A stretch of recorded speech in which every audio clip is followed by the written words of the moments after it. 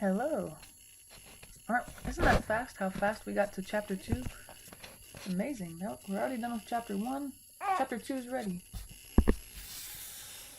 Section is talking about set concepts. So this section is kind of it's an introduction to the chapter. So there's a lot of definitions, and I'm sorry if it's kind of overwhelming. But, you can always refer back to it, and I'll never test you on these definitions. I won't say, what's the definition of, first definition here is set, or what's the definition of well-defined? It's good to know what they are because we'll talk about them a lot, but I guess you won't be tested specifically on what's the definition of this. But you will need to know them to do the homework in order to solve the problem. So, let's see. So, let's just start talking about them. Why not? Now, the first definition here, a set, which you should have seen in algebra, so that one shouldn't be too new. Set is a collection of objects, which is very general, right? That could be anything. And those objects, we call them elements. Those are the things in the set, or members. Usually, elements is more common than members. So I don't know. It's up to you if you want to make a note of that or not. This is more common. Doesn't matter though. I guess if you're just thinking, well, which one should I be more familiar with? Let's see. Then, for example, if the set is all the MJC courses, so imagine there's a lot of courses that are offered at MJC. So if you have a set that's full of all those classes, like Math 101, that's one of them, and then there's History 101, or History, all kinds of stuff, English this, Agriculture that, Chemistry something or other. Those are the elements in the set, the actual classes, but the set itself is a collection of all the classes that are offered.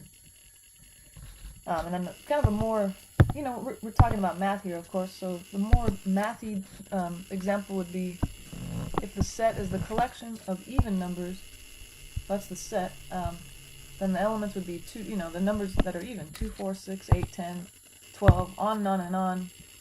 And you should probably become familiar with this. Use a ... to indicate the set goes on forever, or the set is infinite. Yeah, because there's no end to the even numbers, right? It's not like at a certain point that there's a last even number. There is no last even number. So that's an example of that. And then we say the next definition: a set is well defined if its elements can be clearly determined. So that's kind of, not very clear, so we'll have to talk about an example. Let's see.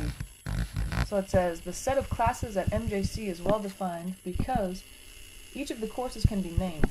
So, there are a lot of classes, but if you took enough time, you could actually name them all. Yeah. So, you just look at the calendar, right? Or the course, what do you call it? Course calendar, or whatever it's called. But on the other hand, the set of toughest classes at MJC, that's not well defined because toughest is different for everybody. I might say that chemistry is my toughest class, and you might say math is your toughest class, or physics is your toughest class. But in this course, we'll only discuss well-defined sets. But just know, I guess if it's talking about an opinion, that's how you know it's not well-defined, sort of. Let's see, so that might not be a bad thing to write down. Let's see. Not well defined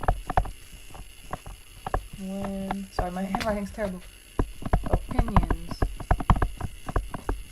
are involved. It says the toughest classes, well, that's different for everyone because that's your opinion, or the most interesting classes, that's definitely not well defined because that's different for everyone. Or, I don't know, the best running backs in the NFL or something like that. That's not well defined. I guess you could argue that certain ones are, but you might have a different reasoning than someone else, and you might have a different idea than someone else, because it's an opinion. Let's see. So, like I said, we're going to be talking a lot about the history of math, or different mathematicians. So here and there we're going to throw in kind of the father of modern set theory in this section, or the father, or mother, I guess, of whatever subject we're talking about.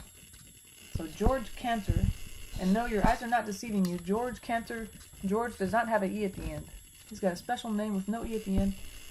He was a Russian mathematician, and he's recognized as the father of modern set theory. And the Cantor set is named after him. We might talk about that later, or you might have already heard about it. So yeah, like I said before, I'd say if you kind of take a liking to a certain section or a certain chapter more than others, I would say when you do your report on the mathematician, it's a good idea to pick one that was in that section because you're actually interested in it. So keep that in mind. If you happen to like set theory by the end of this chapter, then he might be a good choice to write your report on. Alright, and then what? Yeah, sorry, there are a lot of definitions here. That's kind of how the first section of every chapter goes, right? It's like just kind of introducing you to everything, and then the next couple sections will be more hands-on, doing problems and stuff like that. The good news, though, is usually the first section, although it has a lot of definitions, usually that means the problems in the section are really easy.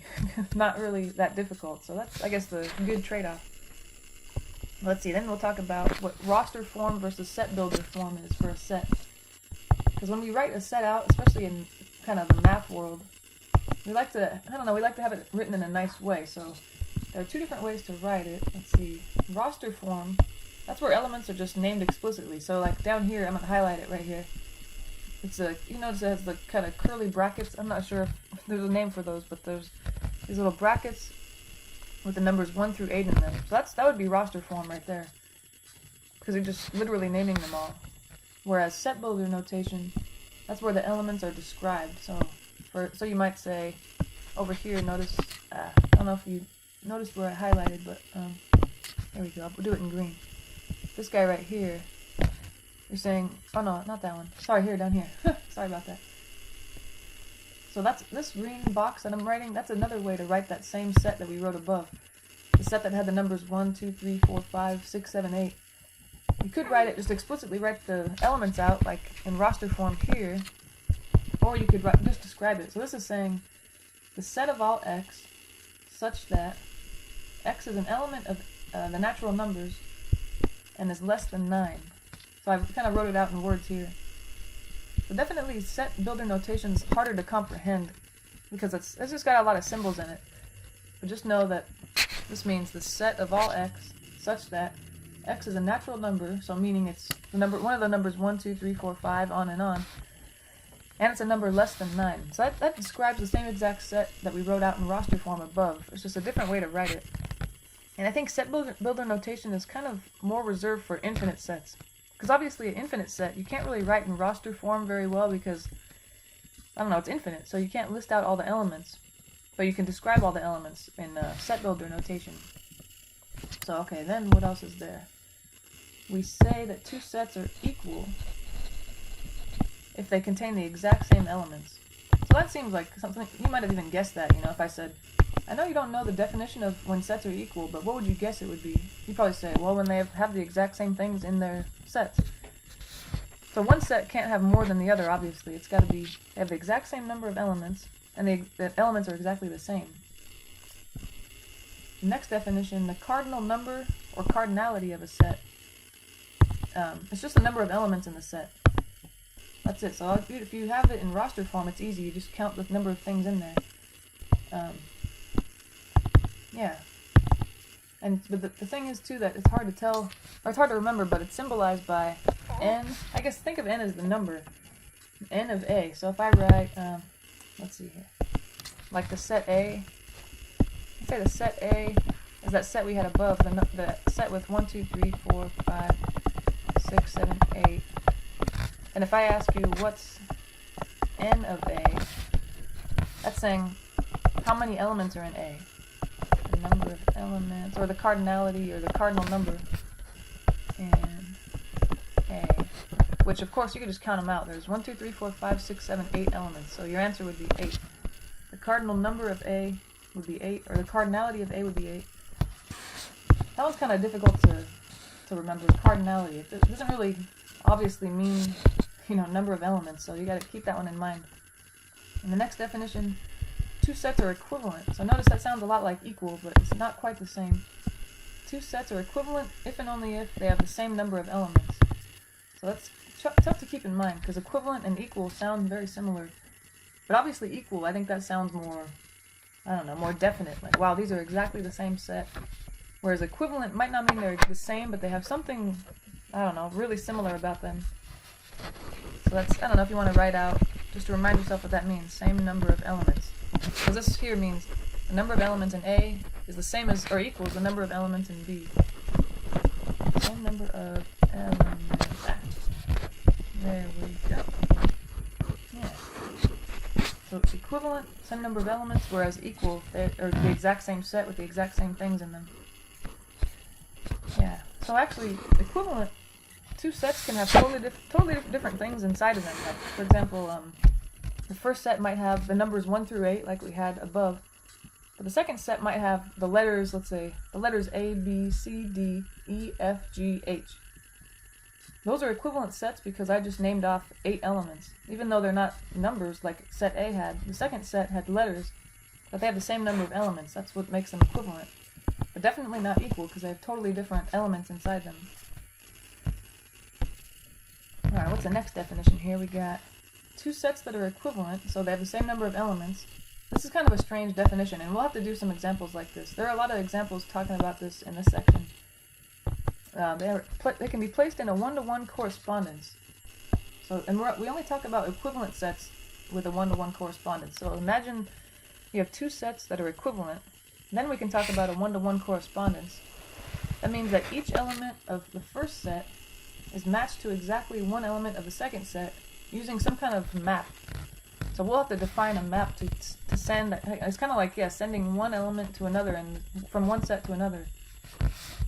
So for example, that's kind of a tough one to wrap your mind around. What the heck does that mean, a map?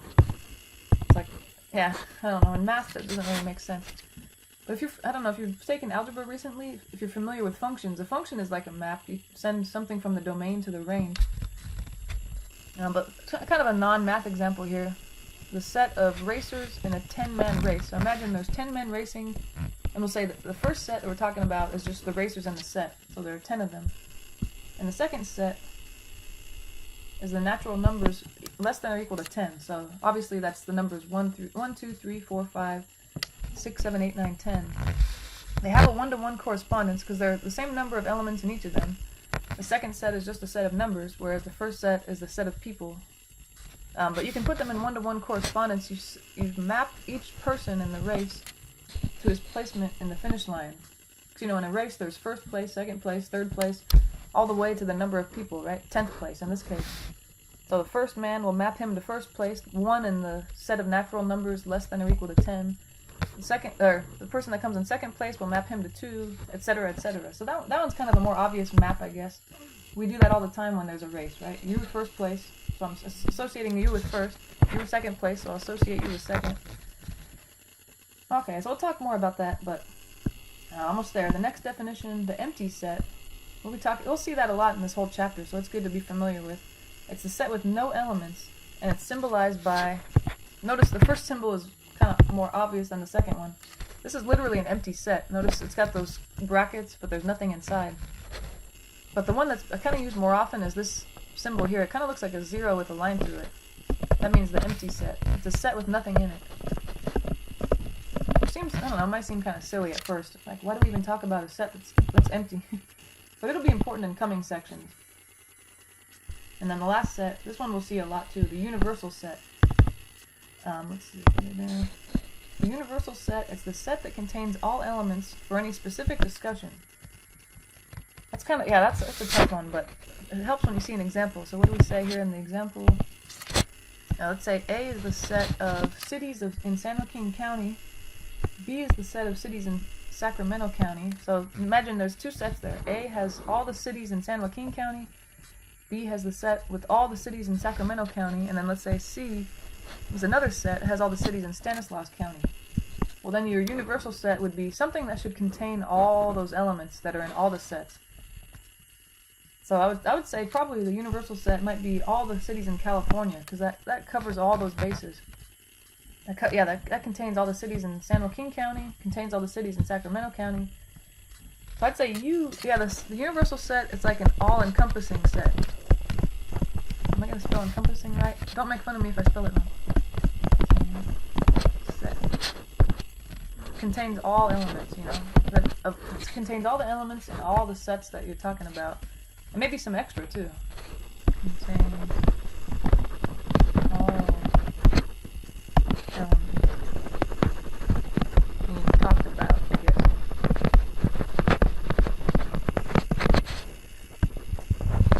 Yeah. So, and yeah, notice, like I said, the universal set, it could have more elements than you really need. Like, sets A, B, and C, they only contain the cities that are in San Joaquin County, Sacramento, and Stanislaus. But U contains all the cities in the entire state. So there are some cities in the state that aren't in those counties, right? So it's okay for the universal set to contain elements that the sets that you're talking about don't contain.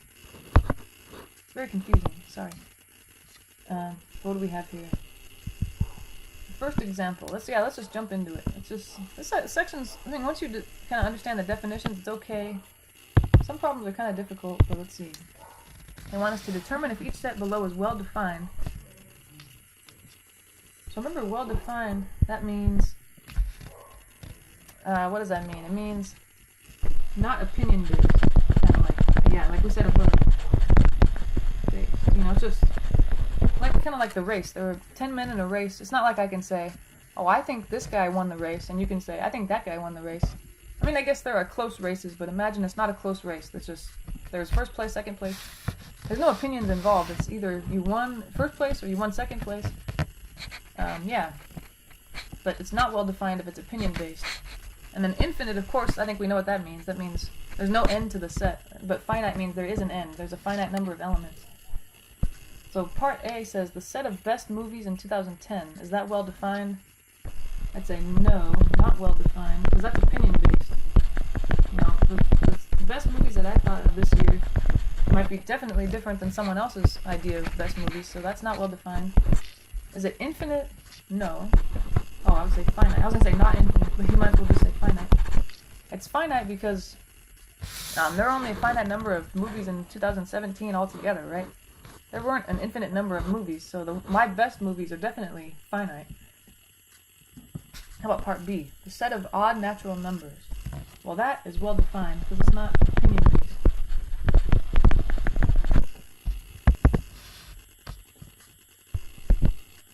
So it's well defined. Is it infinite?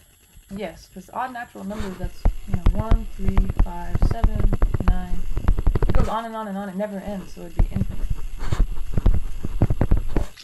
Okay. How about part C? Part C, the set of fastest running backs in the NFL. So that one, I'd say it's not well defined. Well, or is it well defined? The fastest, an opinion? No. Yeah, fastest is not an opinion, so yeah, it's well defined. I'm sorry. I guess if I had said the best running backs of the NFL, then it would not be well defined, because I might think this running back's the best, you might think a different one. But yeah, since it's the fastest, that's actually something you can measure. You know, you can time someone when they're running or whatever it is. So that's well defined. Is it infinite? No, it's finite. There are only a finite number of running backs in the NFL, so the fastest one's definitely finite. And then we got the set of smartest people who ever lived. Okay, that one actually is kind of tough. Do you think that's well defined? I'd say probably not well defined. Because I think smart is different for everyone, you know. Some people equate smart with good memory. Like, if you have a good memory, you probably do well in school because you can memorize all the material and you get good grades. But I don't know if that necessarily means you're smart, right? There's all kinds of intelligence. So could be, yeah, that you have kind of a street smarts where it's, you just have an instinct for things and you kind of know, yeah, you just kind of know things and you don't have to read them in a book. But then there's also, you have a good memory, right? Like we said, then you get good grades in school. And then there's kind of people that are just good with logic. Like in the last chapter, if you were good at all those problems, you're smart in a different way. So I'd say it's not well defined because everybody's idea of smart is different. And I don't know if I can say, oh, this, say Einstein is the smartest person who ever lived. But is he really? That might be my opinion. So that one seems well defined, but I don't know. I don't think it is. And then is it infinite? No. There's only a finite number of people that lived. So there's definitely only a finite number of people that were smart. How about part E? The set of tallest people who ever lived. That one's well defined because tallest is something you can measure. It's not an opinion. I can't I can't say, no, I'm taller than you, and you say, no, I'm taller than you. One of us is right and one of us is wrong. That's not really an opinion thing. So that is well defined, and it's finite because, you know, there are only a finite number of people who ever lived. Alright, how about this last one here? This set. It's got the numbers 1, 4, 9, 16, on and on and on. It doesn't ask us this, but notice that these are the numbers that are squares. This is 1 squared, you know, or 1 to the second power. This is 2 squared, or 2 to the second power. 3 to the second power is 9. 4 to the second power is 16. So this is just you're taking the numbers 1, 2, 3, 4, 5, 6, on and on and on, and you're raising them to the second power and getting these numbers. So that's that set. Is it well defined? Yes. In math, it's hard to find something that's not well defined. I think that's why I like math. There's no opinions. There's no, I don't know. There's nothing to argue about. You're either right or you're wrong. There's nothing. Anyway, I think that's interesting. But it is well defined. There's no opinions about it, and it's infinite. You can just tell by that dot dot dot. Dot dot dot dot. Yeah, that means infinite. It's going on forever. So I hope that one made sense. Those are pretty good problems, right? Let's see. What about example 2? What do we got going on there? Example 2, let's see. We're going to express each of the following sets in roster form. So remember, roster form was where you list all the elements explicitly. So it should be pretty easy with roster form. You just say, alright, what the heck is in here? Let me list everything. So how about part A? The set of months whose name begins with the letter M. Okay, so I'm just going to create my little squiggly brackets here and think about all the months of the year. January, February, March. Okay, there's one that starts with M. April, May. There's another one. June, July, August, September, October, November, December. I guess that's it. I might have made those sets too wide, huh? I could just end them a little earlier there. There we go, so that's it. And in a set, if you're not really familiar from algebra, between the elements you put a little comma if you're putting them in roster form. So March is one, comma, May is another. If there were more elements, I'd put a comma between them. But I think that looks good. So how about part B? This says, it's in set builder notation. This is the set of all x. I'm imagining x is a number such that, that's what that vertical bar means, x minus 5 equals 11. So how many numbers have that property where x minus 5 is 11? Well, I don't think very many, because I can solve this equation to figure out exactly what x is. If I add 5 to the other side, x is 16. So there's only one right answer here. So A would be the set with only 16 in it, because 16 is the only solution to that equation. There's nothing else you can put in here for x that would make that true. That's kind of a weird one. How about part C? The set of... I don't know why I said the set of set. Sorry. The set of... I can cross the second couple words out. Professors at MJC who are less than 10 years old. Okay, so I'm pretty sure, I'm not exactly sure, but I'm pretty sure there are no professors at MJC that are less than 10 years old. So the answer would be the empty set, like that, or you can write this guy. Yeah, I guess if they had said greater than 10 years old, I would list all the professors, but less than 10 years old, I don't think that's allowed. I think you have to be an adult to teach, or to have this kind of job. Alright, how about part D? The set of all x such that x is a natural number. So we're only looking at the numbers 1, 2, 3, 4, 5, 6, on and on. But also it has to be odd. So I guess that would just be, alright, what are all the natural numbers that are odd? 1, 3, 5, 7, 9. And if I try to keep listing, I'm never going to stop, right? This is an infinite set, so I'm going to just say, alright, it goes on, dot, dot, dot.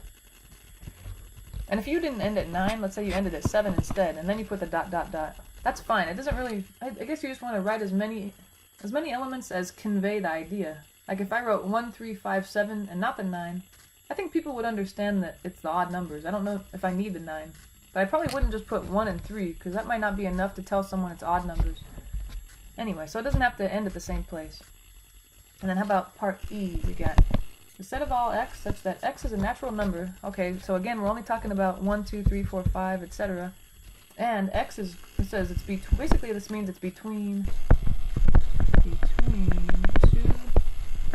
and 15, but notice that the inequality next to 15 has an equal sign, so we're including 15.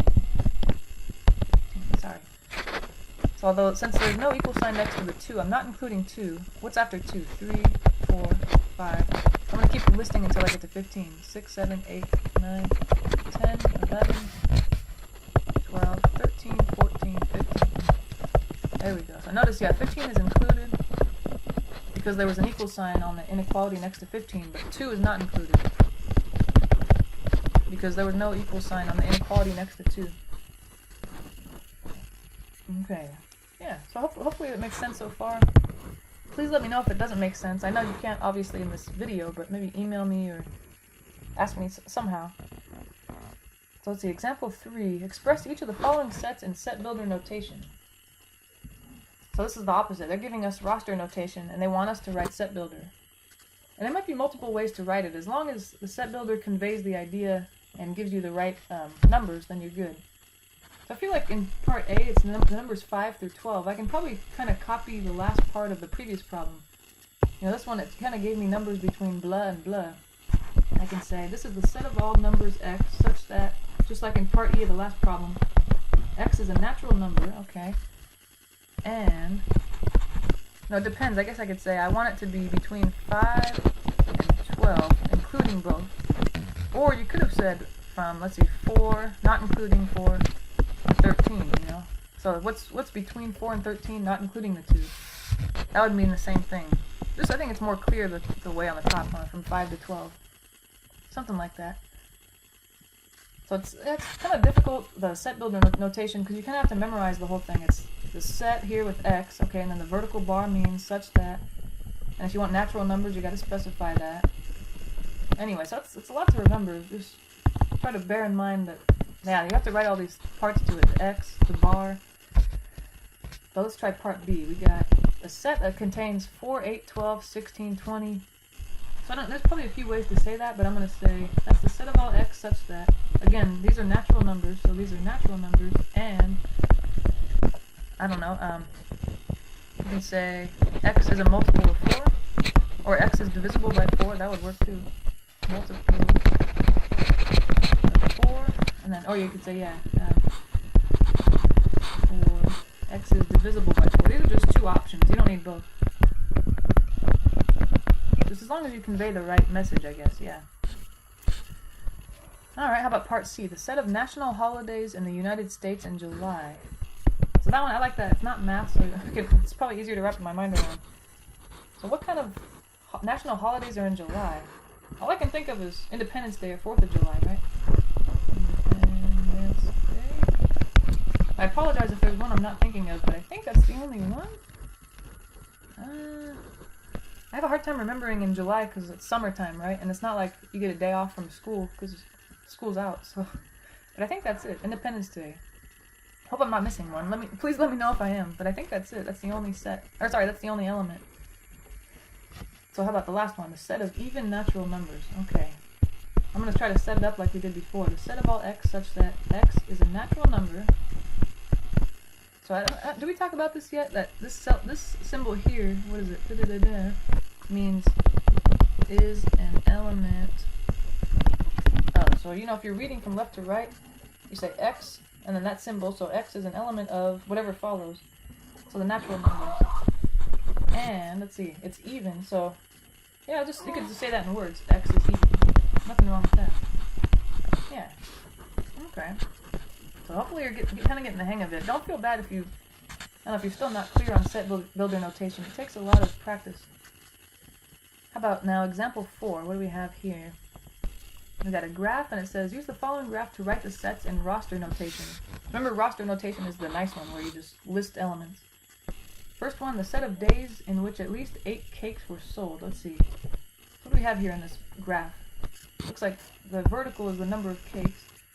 And then the days of the week where that number of cakes were sold is on the bottom. Let's see, 8 cakes. What days were, let's say at least? Let's say at least. Then I think that language kind of makes it sound like 8 is, I don't know, is part of a set, right? Like, a day where 8 cakes were sold is part of the set. You want to put that in there. It looks like Monday 8 cakes were sold. I want to write that. Tuesday 4 cakes were sold. Not that one. Wednesday looks like 6 cakes. No. So it looks like from there on, Thursday, Friday, Saturday, Sunday, those all had more than, or 8 or more cakes. So I'm going to list Monday, and then Thursday through Sunday. And don't feel bad if you abbreviate. Monday, Thursday, Friday, Saturday, Sunday. There we go. Yeah. How about the set of days in which less than 10 cakes were sold. Okay. Maybe we'll get a different color to illustrate this guy. Less than 10. So here's 10. I guess I can just kind of say, where is it cut off? I want to cut it off right here at 10. So it looks like Thursday, no, because Thursday had more cakes than 10. But every other day before that, Monday through Wednesday, had less cakes than 10. Monday was 8. Looks like Tuesday was 4. And then Wednesday was, what did we say? 6? Yeah. So it'd be Monday, Tuesday, Wednesday for that one. Monday, Tuesday, Wednesday. There we go. Alright, I think we're doing good here. Oh, sorry. What's part C, though? A set of days in which the number of cakes was sold was between 6 and 16. Okay, that's kind of more thought goes into that, huh? Let's see. So where's 6? 6 cakes is here. 16 is up here. So I want, basically, where is it in this range here? From this guy to this guy. Looks like Monday was in that range, huh? Monday. Tuesday, no, because it was less than 6. Wednesday was exactly 6. Does it sound like from the language 6 is okay? You know they said between 6 and 16. That kind of makes it sound like 6 is not included, right? Between, yeah, that would feel like that makes it sound like anything between is okay, but not 6 and not 16. I think I'm not going to include, what was it, Wednesday. A Monday so far, not Tuesday, not Wednesday. Thursday, yes, because Thursday was 12 cakes. Friday was, what's that, 15 cakes. So that would be included. But Saturday and Sunday were above 16. So I'm only going to include Monday, Thursday, and Friday. That'll be that set. Let's see. Better not try to write with the highlighter. That doesn't make sense. We would say Monday, Thursday, Friday. Those are the winners. Alright. Last part of this problem. And then we can move on to the next one. So what do we have? The set of days in which the number of cakes sold was more than 20. Alright, I think that one I kind of know because I was looking at the graph just now. More than 20, here it is, 20. When is the graph above 20? Never. It's never above 20, right? So I would say it's the empty set. There are no days in the week that we're talking about where they were sold more than 20 cakes. Maybe in a different week, but not on this graph anyway. I don't see that. Alright, so far so good. Let's see here.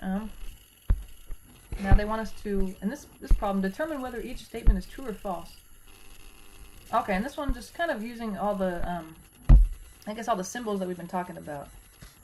So here it says, well, this is kind of a tricky one actually. Part A is the set with X in it an element of this set, U, V, W, X, Y, Z. So that's actually a tough one. It seems like, yes, X is an element of that, but X with the brackets around it is a set. It's not an element. A set can't be an element of another set. Another set, so it's a no.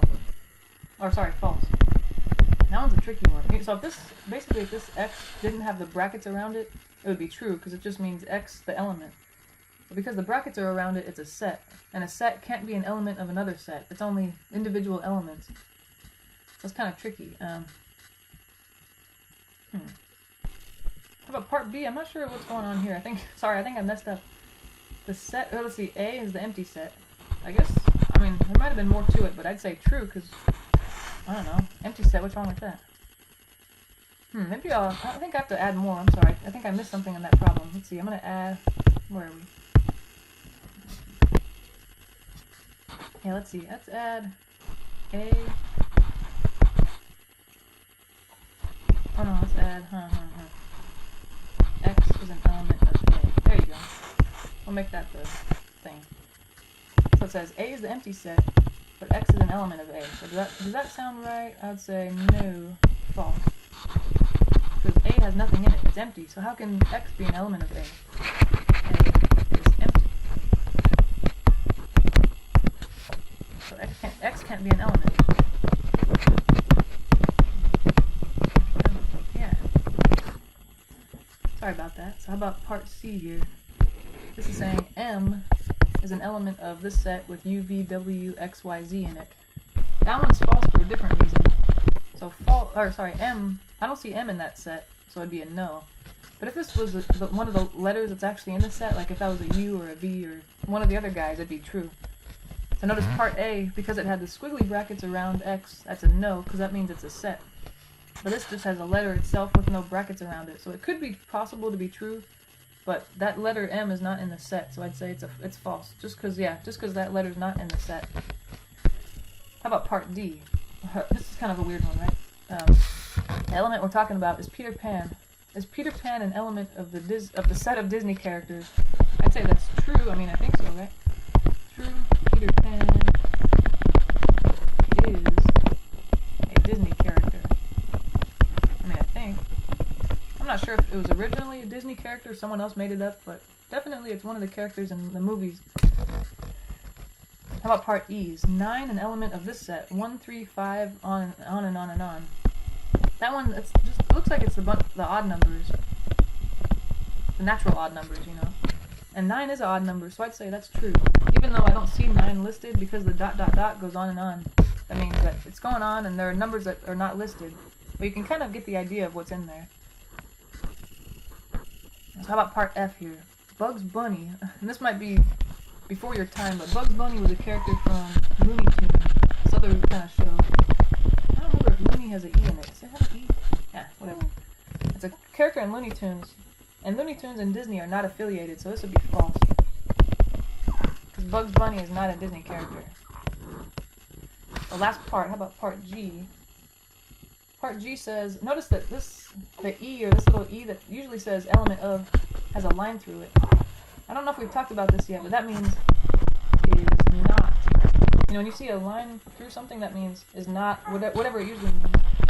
An element of. So X is not an element of that set. That would be false. Because X is an element of that set.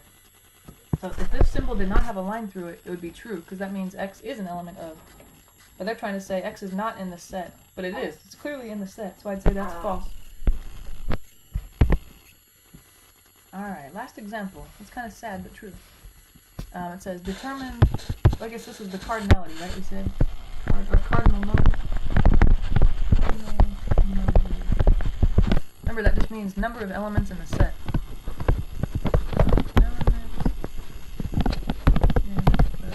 These are probably the easiest problems in the section, which is nice.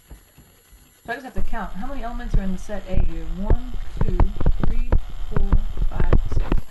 So I'd say n of A equals 6. That's the number of elements in A is 6. So how about here? A is the set of all X in part B, such that X is a state in the United States. Well, that one I don't really need to count. I think I just know that there are 50 states in the United States.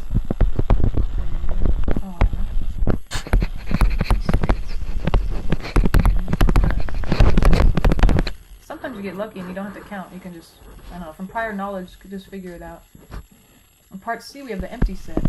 So I would say the number of elements, I was going to say number of elements in A. They didn't write A. Number of elements in the empty set is 0. There's nothing in there.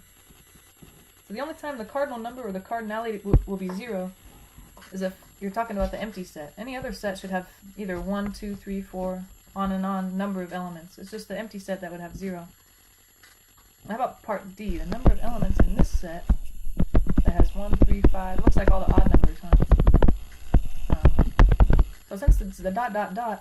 it's infinite, so I'd say that the cardinal number is infinity.